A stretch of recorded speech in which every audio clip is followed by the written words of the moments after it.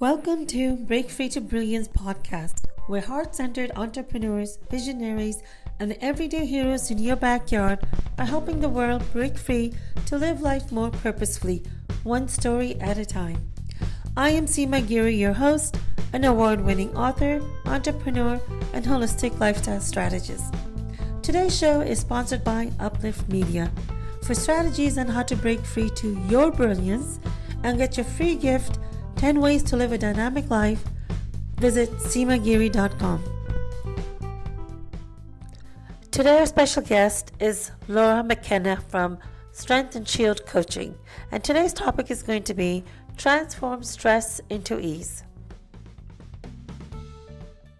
Hi Laura, thank you so much for joining me on our podcast today.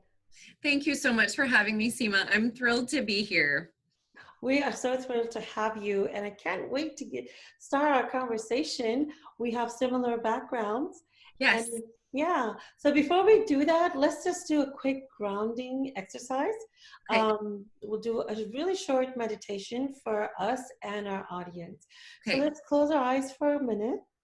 Taking a deep breath all the way to your belly and exhale. Take a couple of deep breaths right here. With every breath you exhale, just exhale anything that is not needed, any frustrations. We had to do a lot of things before our time together here, and we have a lot of things scheduled after our time.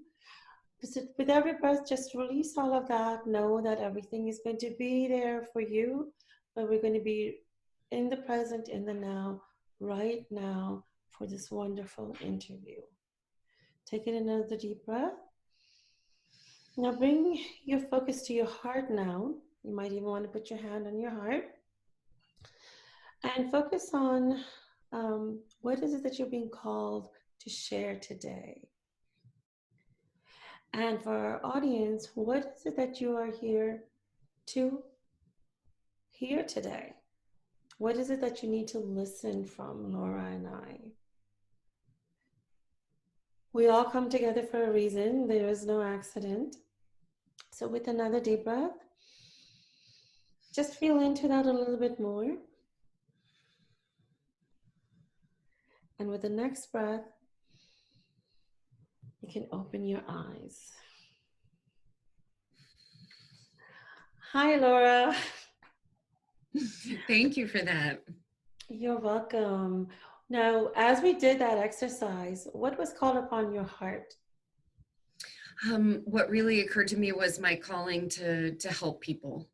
I have experienced the effects of stress in my life and how it has manifested as in my body as ill health and disease, all the way to disease, and how it has manifested in my relationships and in some cases harmed them.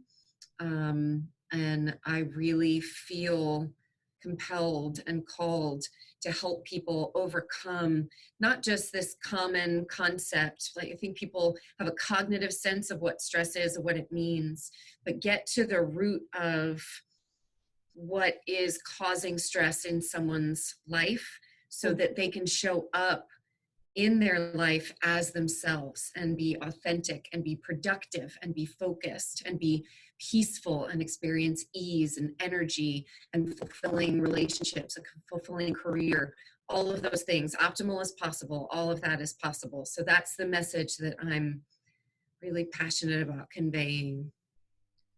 And that is so needed, especially now. I love your tagline. It says it is transform stress into success. Yes. Can you explain what that means? Yes. So understanding what stress is. Stress can be internal or external. Not all stress is bad. We need stress. So that's eustress is necessary for growth and for change. We have to experience some measure of stress to evolve. Otherwise, we would just stay stagnant, and that's not good for us either. So external stressors that are dysfunctional and internal stressors that are dysfunctional is what I'm talking about when I want to help someone transform those stressors into how they define success. So external stressors can be a job that isn't a right fit, or a manager that triggers you into threat, or a relationship that isn't a right fit for you. Those sorts of things that can be external stressors. Internal stressors are things like food sensitivities or GI pathogens, things like leaky gut that are really harming or harmful to your health, that can either be caused by stress or actually cause stress in the body, those physiological stressors that can be hormonal, immune related, detoxification related, digestion related, gut health related, all of those things. So those are dysfunctional stressors. That is distress, not eustress. So we want eustress. It's challenging, it's invigorating, it grows us. We don't want distress. So really it should read, we're transforming distress into, but people don't know what distress is versus eustress, and it's not as catchy. So it just left it as a stress. But then success is everything that I just described. When you're in a career that is fulfilling and is a right fit for you, when you have optimal energy and you feel the exuberance that we should feel for life, and you're healthy and well, and you're in fulfilling relationships, and you're peaceful and productive, and you feel like yourself, you're showing up authentically in your own life, that's success. And that's a very personal thing. It's individualized. Success to me may not be the same as success to someone else. So that's transforming stress into success. Wow, that's amazing. And I find that distress is also a little bit more difficult to diagnose Yes. because, I've been through that, so I have experienced that personally. And speaking of me being through that, many of us who have started our own businesses or gone into a certain direction to help have done so because of some personal experience. Do you have a personal story about this too? I do. So actually I have multiple. As I look at sort of the graph of my life and the number of high impact events that I think we would define as stressful, things like job changes, relocations, divorce, combat. I've experienced almost all of those things. In my 42 years on earth, I have relocated 25 times. I am a combat veteran. I'm an Afghanistan veteran, West Point graduate, was on active duty for 13 years in the Army. So I define myself as a stress expert, not just because of my master's degree or my certifications, but also because of my own personal experiences with stress. So really, I'll just pick one, and I choose it because it really informed the mental model that I lived by. So stress formed the mental model, and then the mental model caused me to keep choosing stress. So while I was a first year cadet at West Point, it's designed to be a stressful year. That's part of the training. What isn't part of the training is something that I experienced. I was sexually molested by one of the upperclassmen in my company. And based on kind of how my life was set up at that time, just as a first year cadet or as a plebe, we would eat family style meals. And I was just, as part of my training, I was forbidden to eat most of the time at the table where I was at. So I was losing weight. I was definitely not healthy. When I would leave my room to go use the bathroom, sometimes I would be held on the wall spouting knowledge, or being yelled at or made to do push-ups, or any of those things for a period of time that I developed urinary incontinence, because it would be hours. I would leave my room to go to the bathroom, and it would be 2 hours later that I would actually get into the bathroom. Things like that were happening that were not training and actually are not aligned with West Point's values. So when the leadership discovered this was happening, they handled that. So this isn't a normal experience. But after this upperclassman assaulted me, he brought me to his table. So I was then able to eat sort of undisturbed. I still had my table duties and the things I was responsible for doing as part of my developmental program at the table, and the discipline you develop in those different areas of your life as a cadet. But what I learned from that, I think the connection that I made subconsciously was that violation was the price, and that I had to submit to be violated in order to survive, in order to succeed. And so I subconsciously, right, I wasn't aware that I was looking at the world through this mental model. But as I look back in hindsight, as I've done the work and worked with coaches to realize the real impact that that experience had on why I kept choosing stress, and if a situation wasn't anywhere on the spectrum, with from irritation to discomfort to all the way up to violation, anywhere on that spectrum, if the situation wasn't irritating or violating me in some way, I created that stress just by the way that I responded to situations. And so that was when I realized that, so much shifted for me, because I realized that that was a false mental model that I was living by. And the stress that I was choosing and creating and enduring because I didn't have boundaries. I was chronically over obligating, chronic people pleaser, because I thought that was necessary for survival and success.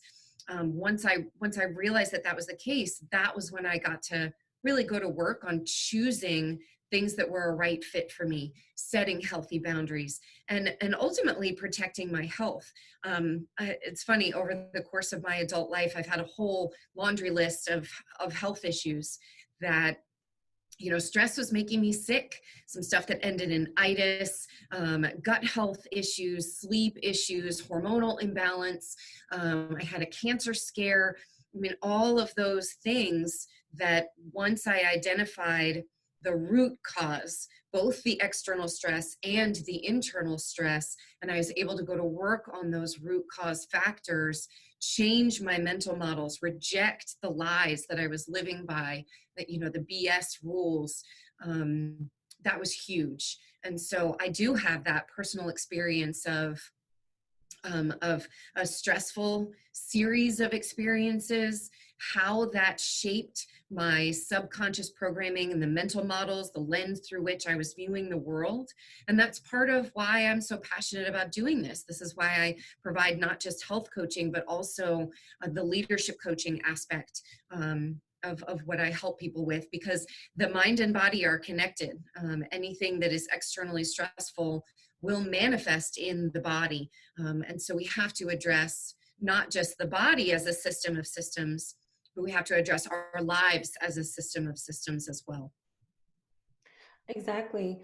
And that was such an important aspect that you shared. And I applaud you for sharing. Any kind of abuse is really difficult. I think Thank you. sexual abuse is even more tougher, and more tougher to get over and talk about it. So I'm happy in the sense that because you're talking about it, that means you've gone through a lot of healing and have overcome that. So congratulations for that. And Thank thank you. you for really talking and sharing about it, because still today, so many of those things are happening. And still today, it is one of the most difficult topics to talk about. Mm, But the more that people and more women that share this, it just becomes it easier. And it doesn't become like the stigma. I would use that word. There's such a still stigma around this topic, that the right. more women that dare to stand up and dare to share, that shame is reduced and more people will come and heal from that. So I think just from this one concept we talked about, you would have helped so many women. Thank you. I hope so. I hope so. Guilt and shame are such heavy burdens to carry, and they affect those emotions, those negative emotions affect every area of our life, including our health. Yeah. So thank you for that. I really appreciate that affirmation. Oh, of course, welcome. And so this is a dysfunctional things that really dysfunctional stress that really impacts health in a really negative way.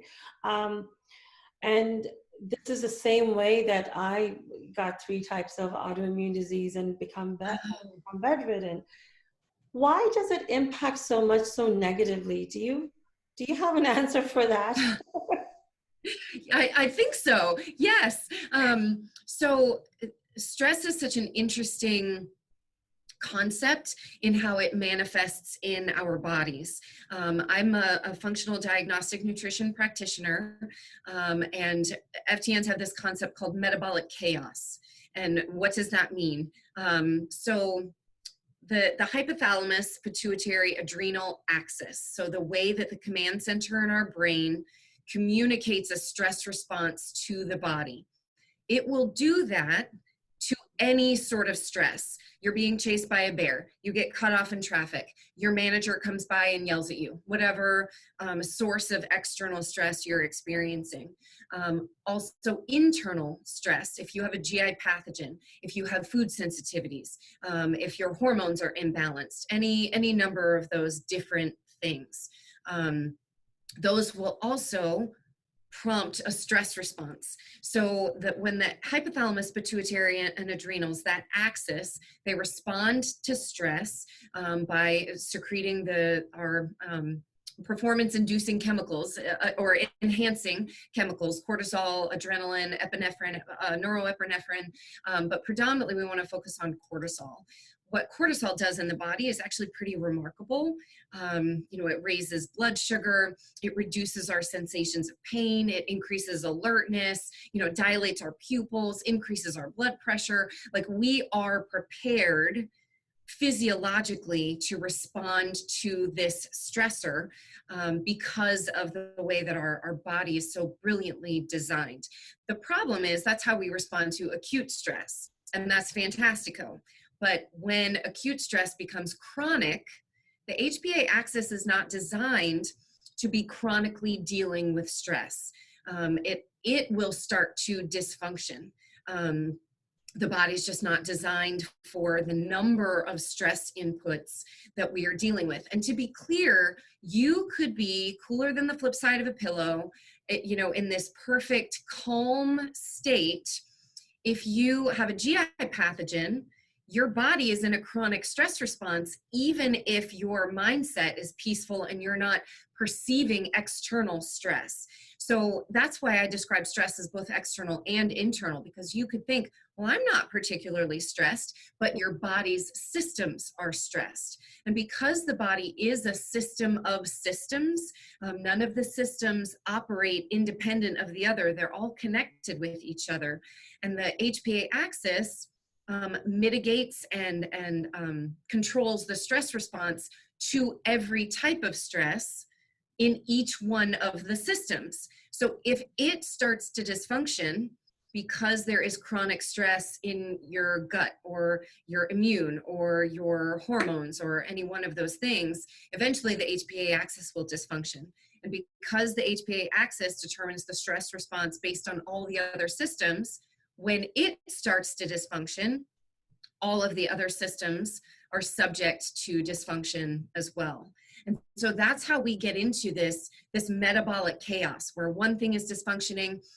Stress cascades. On my website, I have waterfalls everywhere because I love metaphors and this concept of that stress cascades like a waterfall. It may start in one place, but because of metabolic chaos, because of the way the HPA axis functions and responds to all manner of stressors, one system dysfunctioning will cause other systems to dysfunction. Symptoms manifest far removed from the cause. So gut health disorder might manifest as exhaustion or chronic headaches, those sorts of things. So just because you're tired doesn't mean you have an Ambien deficiency. You have something else going on. Just because you have premenstrual dysphoric disorder or a hormone imbalance, that doesn't mean that the issue is with your hormones. It's probably with some other stressor within the body. And that's why you need some investigation to really look for what's the source of the metabolic chaos, because the symptoms are not always, in fact, they're often separate from the actual cause. So metabolic chaos is the answer to your question, Seema. That's why, stress causes all of these health issues that don't often directly connect with the stressors themselves. I think cognitively, we know that dysfunctional and chronic stress are not healthy for us, but we may not fully understand the physiological mechanism that causes external stress to cause us to not be healthy or to be sick. So metabolic chaos, that's the mechanism. But I feel that most of the doctors are not really equipped to look at it from the standpoint that you're saying too. Because you go to them, they'll do the standard kind of test, and they'll give you, okay, oh, your sugar is high, it looks like diabetes, let's give you diabetes. Or it looks like you have hypertension, or you have something else. They don't really go deeper from my Right. experience. I mean, I agree. And that certainly was my personal experience with my own health challenges. But the women that I work with and some of the men that I work with, they've struggled with these issues for years. mhm. But the doctors are, in my experience, and I don't have anything against doctors. If I'm, if the bear that's chasing me catches me, I would like a doctor. If I fall out of a tree and break my arm, I would like if I'm in a car accident, I would like a doctor. Absolutely. But for chronic issues, we have to zoom out and look at the whole body as a system of systems and not just go, oh, your thyroid hormone is low, so let me just give you something to raise your thyroid levels back up. Well, but what caused the thyroid to dysfunction in the first place that is causing it to be low? Like, let's fix that. And then the thyroid will naturally start doing what it does again. So I think you're absolutely right. And that's why there's such a need for wellness practitioners like the two of us, is because we have to look at the human body and the whole person in a different way. Exactly. One of my doctors told me, she was asking me what are all the medications I'm taking. And so I told her, and she goes, wow, that's a lot. And then she in turn gave me 5 more medications to help with whatever issue had gone to her. And I said, so you're already telling me I'm on a lot of medications, and then you're giving me 5 more. What am I supposed to do? Every doctor is doing that. I told her at the time, I wish there was just one person who was looking at me as a whole and saying yes or no. So because I said that, then she said, okay, let's look at the others. And, she removed a couple. But you really have to advocate and be on your toes and ask questions. So Yes. when one is going, and not as a patient, as a lay person, one doesn't really know, okay, what are the questions to ask your regular doctor? Tendency is to go to your family doctor first. What is the sign, or what are the questions you should be asking if you're having this recurring? Because it might be recurring in the beginning until Mhm. it becomes chronic. So if you're in that in between stage, or you don't know that it's chronic yet, what are the things our listeners could like think about or ask their regular doctors they go to?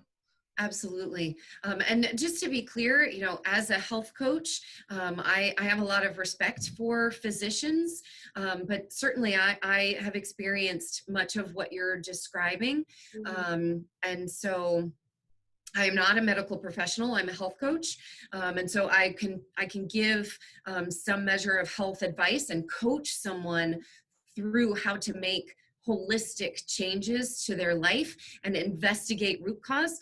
I run labs. So FDNs don't guess, we test. So I look for GI pathogens. I run the test for leaky gut. I run a hormone panel. I'm looking for markers of oxidative stress. So I will run labs for people to do that investigation. And I recommend that is what they ask their physicians to do, is to look holistically at the body, at what else could be causing the symptoms that I'm experiencing, and ask them to zoom out.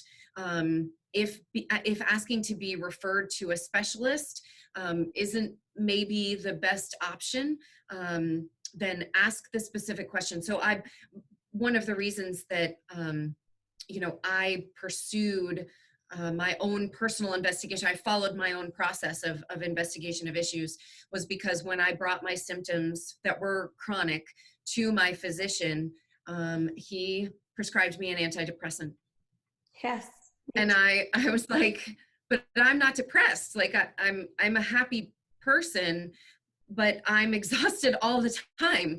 And I have interstitial cystitis that is not being, that I can't seem to manage or stay on top of. And I'm, I mean, I have all of these things. I have PMDD. I feel like my personality is being hijacked the week before my menstrual cycle. Like, this can't be normal. And he said, well, you're the healthiest patient I have, and your thyroid levels look great. So I think you're like imagining it. So let me just give you an antidepressant. So at that point, I did ask him, hey, would you please investigate what could be the cause? And he really didn't have, it was very interesting because he didn't have the expertise to even know where else to look. So when I turned to an FDN, they ran, my labs, and sure enough, I had leaky gut. I had multiple food sensitivities to foods I was eating literally every day, multiple times a day. And I also had a bacterial overgrowth in my gut. I had GI pathogens. So once I took care of that, and it was an 18-month process, I healed my gut. My energy came back, my hormones balanced, anything that ended in itis, I haven't had an issue since. So ask them to do the investigation. And look deeper and to treat the body like a system of systems, because hormonal imbalance could be caused by something totally unrelated to the reproductive system. And thyroid issues could be caused by something totally unrelated to the thyroid. So just ask for that investigation. What else could it be? Right. And one of my favorite questions was really simple, was why? Why is this happening? How can it be happening? And don't be shy about going from your favorite family doctor to someone else, and don't be shy to get a second, third, or up to 12th. Had I not gone to my 12th opinion, I would Wow. still be bedridden. I'm Oh, guaranteed, or by now I would have successfully committed suicide because it was just too bad. It was too bad. So just keep going to someone who believes you, who you yeah. trust. And I would also say look at the values you have and the values that they have. It's Mm-hmm. all explorative, right? They need to be explored. And I realized that these doctors are experimenting on me. They don't know what they're doing. I can do my own experiments. So try different things based on what Laura has said, based on what you've heard me share about myself before, and just be explorative. And don't be scared. It is scary. It is uncomfortable, but you really have to take charge of your health. It is your responsibility. So you Yes. move forward, get the help, get the support. I mean, the support system is really important, especially your immediate family. Yes. And you're Seema, not I going tell people that it crazy. takes 5 things to transform. So overcoming stress and transforming stress into success, whatever success looks like for you, but it definitely includes health and energy and ease. Those 5 things: you need information, you need to be informed, you need investigation, we need to look for what the actual cause is of what you're experiencing, you need coaching. It helps to have someone design you a protocol and help you through and be there to answer questions and to support and encourage you. You need community, that social support that you just described, absolutely so important. And you need commitment. You have to be committed to the process, to making the changes. So I really acknowledge you for continuing to push. I mean, the 12th opinion, I admire that so much. The strength that it takes and that it must have taken to know yourself, to trust yourself, and to say, no, I understand that you are the expert, but I've been in my body for a long time, and I don't just accept this. No symptom is normal, and Yeah, we don't have to live with them. So I really admire you for that. thank you. That's amazing. Yeah, it certainly has been a journey, and that's why both of us are sharing this information, that you don't have to live with your situation. You don't have to take the expert's opinion as that's it. Right. You have choices, and but it's up to you. And don't even family. My family at one point started saying, "Seema, they're the medical experts. They're the ones who's professionals in this. They've gone to school for this. You have no idea. Maybe they're right." And I just knew, Laura, deep down, the tiny voice that I could barely hear, but heard it just enough Yeah. to believe it, that you're not going crazy. There's something real. There's One of something. my clients said that to me last week. She said, I'm just so relieved to know I'm not crazy. There Yeah. is actually something going on. There is actually something wrong. And you were not crazy. She's not crazy. We're not crazy. So yes, absolutely. Absolutely. I think that's a great title for a book. You're Yeah, not you're crazy. not crazy. Yes. My next anthology. I love it. um, no, seriously, I think I'm going to use that. That sounds like a great book title to me, because I think even just, the doctor that, I mean, he looked at me and he was like, Laura, like he was so exasperated, Yeah. like, honey, there's nothing wrong with you. You are the healthiest patient I have. He ran all my labs. They all looked normal. Mm-hmm. I mean, so did my thyroid test, did a blood test for, sugar levels. He was like, you look normal to me. But here's the thing, especially when it comes to cortisol, if someone runs, you do a lab test and you do a single cortisol test, you do the sum for the day, it may look normal, but there are different phases of HPA axis dysfunction, function and dysfunction. So the acute phase, as I described, is your body's responding in that moment to a stress, or a stress input, a stimulus. The next phase is your normal phase, where you're at peace, nothing really is going on. And then you have your compensatory phase, where the level of cortisol throughout the day will equal out to, if you had some acute events, or you're in a normal circadian rhythm of cortisol. It's high in the morning, it's high when you first wake up because it wakes you up. It's highest, mid-morning, and then come noon and in the afternoon, it starts to decline a little bit because we're diurnal, and it continues to decrease until the end of the day. Well, if you don't look at that whole pattern and see, what is it when I'm first waking up? What is it mid-morning? What is it midday, in the afternoon? What is it at night? If you just look at that total number, it might look normal when your body is actually in a compensatory phase of HPA axis dysfunction, where your body's systems are now in metabolic chaos. They're compensating constantly for the stresses that you're under externally and internally, both, one or the other. And so your labs are going to look normal, even though you have symptoms and your body is not okay. And it's on its way, towards the exhaustive phase, where your HPA axis no longer has the ability to respond appropriately to stress, which is not a good thing. And myriad health issues are associated with, compensatory and the exhaustion phases. So just because your labs look normal, I mean, I looked at him and was like, you just don't believe me. Something's wrong. So I never got to, he moved from the hospital, so I never got to go back to him and say, oh, by the way, I have leaky gut, I have GI pathogens, I have multiple food sensitivities, I've overcome that, now I feel fantastic. So, but thanks for that antidepressant prescription that I never picked up, because I wasn't depressed. So it's very interesting, I'm happy you didn't pick it up. I was on it for Thank you. several months, and still not felt better, because that's why they said, maybe it's depression. The problem is so many diseases or so many issues have the same symptoms, like feeling Yes. dizzy, feeling tired, what else? Those are so common symptoms. It's like general overall kind of clouding, that it's really hard to, you could have anything. Right, which is why that investigation is so important. Yeah. I mean, GI pathogens have the same symptoms as thyroid issues.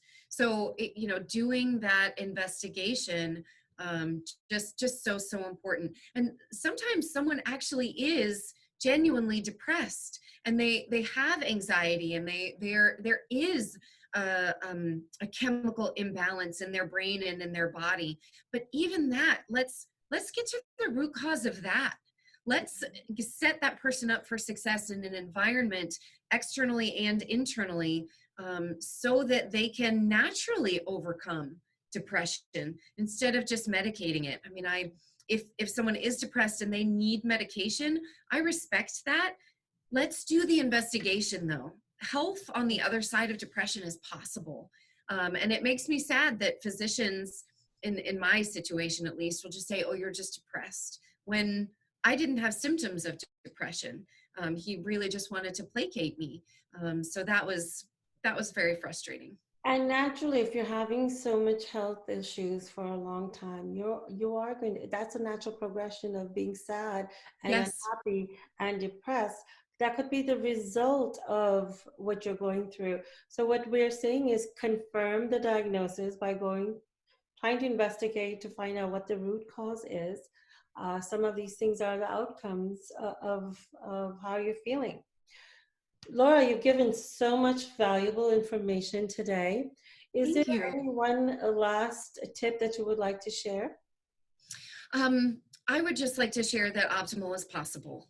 It really is possible. And if you look at your body as a system of systems, if you look at your life as a system of systems, you do the investigation, you take lifestyle measures, you change the way you eat so that it's aligned for your body's unique nutritional needs, you're getting rest appropriately, you're exercising, you're looking for ways to reduce stress externally and internally, even things like reducing the toxic load in your environment, the personal care products you're using, the home care products you're using. All of those lifestyle factors will increase your body's capacity for managing stress while you're doing the investigation. But optimal is possible. It really, you can transform stress into success, authenticity, peace, ease, productivity, fulfilling relationships, a fulfilling career. All of those things are absolutely possible at the same time. So that's just, I'm really passionate about sharing that. No, and I'm so happy that you are. That is a message. That's the whole point of our podcast. And what I'm doing, Break Free to Brilliance, is to let people know, let these women know who think, who are being told that they're crazy, who are being told it's in your mind, who are being told it's you're hypochondriac, where families are not paying attention also or listening. I think we still get that, oh, she's a woman, and, of course she's going to behave that way. Of Yes. course she's going to say Of those course things. she's emotional. Yeah. Exactly. And I got that quite a bit. And especially women who are in business, because there's so much going on. I mean, not to say professional women who are in corporate there's not a lot going on there too, but it's a different type of stress. Here you're creating everything, and that takes a lot of toll as well. And then you begin to question your life and question every decision. So, there's endless possibilities. Let's get started, get the conversation going. And I think the other thing is that many women don't like to share their issues also for the fear of everything that we just talked about. But Right. the landscape is changing. Many more people like us, Laura and I, are speaking up, are coming out about these things. So there's a lot more openness, there's a lot more acceptability, and there's a lot more solutions than when, I went through this 26 years ago. Wow. And you went through it not too long ago, I suppose. Yes. Only several years ago now. Yeah. Yeah. Yeah, so there's a lot more solutions. We have so much more information. So make sure, don't delay going to the doctor. Ask the right questions, get opinions. Optimal is possible. Laura, how can people get in touch with you? Yes. So my website is a great way to get in touch. It's www.strengthandshield, the and is written out, strengthandshieldcoaching.com. or they can look up my Facebook community. That's the best way to get my tips, to be part of that supportive, uplifting group. And so they can look up Strength and Shield coaching community on Facebook and ask to join. Wonderful. Thank you so much, Laura, for being here with us today. It was a lot of fun, information packed, and I'm sure our listeners are going to be getting a lot of tips that they can implement right away. Thank you so much, Seema. It's been awesome being here with you. Thank you for hosting me. My pleasure. Thank you for joining us for this interview. I hope you've gained some insights and/or tips that you can implement right away. For more interviews like this, please visit us at seemagiri.com or visit our YouTube channel, Break Free to Brilliance with Seema Giri. Until next time, have a great day.